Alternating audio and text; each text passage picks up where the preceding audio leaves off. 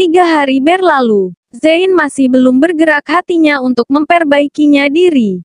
Dia malah terkesan bersembunyi dan cuek terhadap masalah pelik ini. Tentu saja sikap bodoh sang kakak membuat Safira tak sabar lagi untuk mengadukan kelakuan buruk itu kepada orang tua mereka. Apa? Pekik Laskar. Tak menyangka bahwa ia akan menerima laporan mengerikan ini. Lihat Pak, Bang Zein dan Kak Zi udah pisah. Vira dan Lutfi sudah menanyakan ini langsung di pengadilan agama setempat. Jawab Safira sesuai fakta yang ia dapat dari pencariannya kemarin bersama sang suami. Anak ini kurang ajar sekali. Dia pikir menikah itu main-main apa? Laskar menatap tajam ke arah ketiga orang yang saat ini ada di depannya. Kamu yakin? Tanya Laila ibu sambung Zein dan Safira. Yakin Ma? Vira dan Mas Lutfi udah cari tahu kebenaran kabar itu. Jawab Safira jujur. Laila tak bertanya lagi. Sebab ia melihat suami sudah naik pitam. Nggak ngerti papa. Apa yang sebenarnya dia mau? Tanya Laskar geram. Itu dia pa. Vira nggak habis pikir. Kenapa abang bisa mengambil keputusan sepenting ini sendiri? Pantesan beberapa bulan ini mereka berdua susah dihubungi. Ternyata mereka dalam proses cerai. Jawab Safira geram. Laskar diam sesaat. Lalu ia kembali bertanya. Sekarang di mana mereka? Abang masih di rumahnya di Kemang. Kak Zi nggak tahu pa.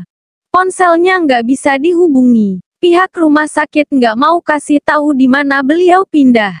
Jawab Safira lagi. Laskar kembali diam. Namun tidak dipungkiri bahwa saat ini otak pria tampan itu sedang berpikir untuk menyelesaikan masalah ini dengan caranya. Apa kalian tahu, apa masalah si bocah bodoh itu memilih jalan ini? Tanya Laskar. Abang nggak mau cerita yang sebenarnya pa. Tapi abang bilang mau balikan sama cinta lamanya. Jawab Safira sesuai yang ia ketahui.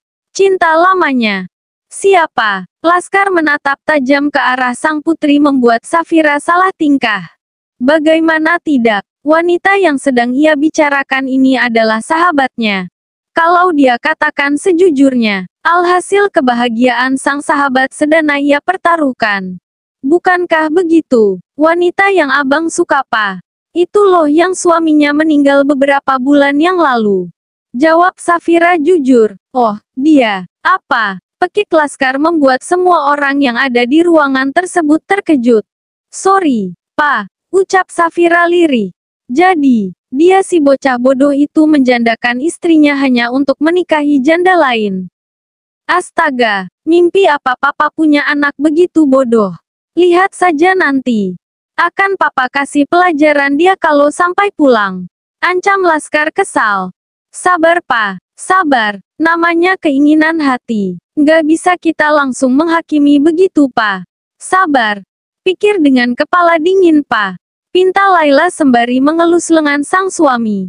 Sebab ia tak mau darah tinggi sang suami kambuh lagi. Sabar bagaimana maksud mama? Mama nggak usah bela-belain bocah bodoh itu ma. Keinginan hati bisa ditekan dengan logika ma. Apalagi dia pernah melakukan kesalahan yang sangat-sangat fatal. Dia kehilangan hak asuh putrinya hanya gara-gara sifat kolotnya itu. Lalu, sekarang dia ulang lagi kesalahan yang sana. Gimana kalau seandainya Zi hamil? Apa dia nggak nyesel? Cecar Laskar kesal. Hamil. Spontan kata itu pun membuat semua anggota keluarga jadi berpikir bahwa kemungkinan itu bisa saja terjadi. Hamil. Bisa jadi pa. Takutnya begitu pa. Jadi kita mesti gimana? Safira menatap mata sang ayah. Berusaha berdiskusi lewat hati. Nggak ada pilihan lain. Kita harus mencari wanita itu dan memastikan bahwa dia tidak pergi membawa bagian dari raga Zein. Tidak membawa bagian dari keluarga kita. Jika sampai itu terjadi, maka papa mau Zein tetap bertanggung jawab atas anaknya. Jangan sampai anaknya dimiliki orang lain lagi. Jawab Laskar tegas. Seluruh anggota keluarga yang ada di ruangan itu hanya diam. Menunggu keputusan nahkoda mereka. Namun tidak dengan sang nahkoda. Ia pun langsung mengerahkan seluruh anak buahnya untuk melacak keberadaan Zi. mencari wanita itu ke seluruh rumah sakit yang ada di Pulau Jawa. Andai tidak ketemu, ia meminta untuk melacak di seluruh rumah sakit yang ada di Indonesia. Berbekal keyakinan yang kuat, Laskar yakin, dia pasti bisa menemukan keberadaan mantu kesayangannya itu. Laskar sudah turun tangan, maka tak ada lagi ampun untuk Zein. Apalagi ketika pria paruh baya itu tahu alasan Zein melepaskan Zi. Sampai kapanpun Laskar tidak akan pernah merestui sepasang anak bodoh yang hanya mementingkan cinta buta itu. Di sisi lain, Zi sudah tak malu lagi mengakui kepada teman-temannya bahwa saat ini dia memang sedang mengandung. Seperti ibu-ibu hamil lainnya, Zi juga memeriksakan kandungannya secara berkala sesuai jadwal. Hari ini ia dijadwalkan bertemu dengan dokter kandungannya untuk memeriksakan kandungannya. Zi senang karena hari ini dokter menyarankan untuk USG. Untuk mengetahui detail usia dan perkembangan bayi yang ada di kandungannya.